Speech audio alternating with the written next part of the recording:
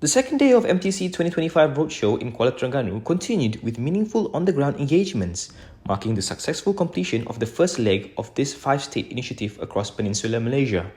As part of the East Coast itinerary, MTC conducted visits to 2 manufacturing companies in Terengganu, both members of the Association of Malaysian Bumiputra Timber and Furniture Entrepreneurs, PEKA.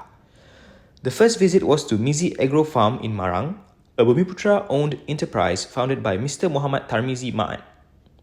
The company, which specialized in solid wood furniture made from Chengal, is also a proud recipient of the MTC Bumiputra Machinery Incentive 2022.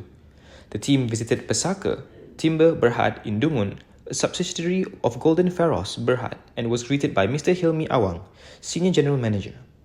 MTC was briefed on the company's large-scale timber processing activities and sustainability efforts.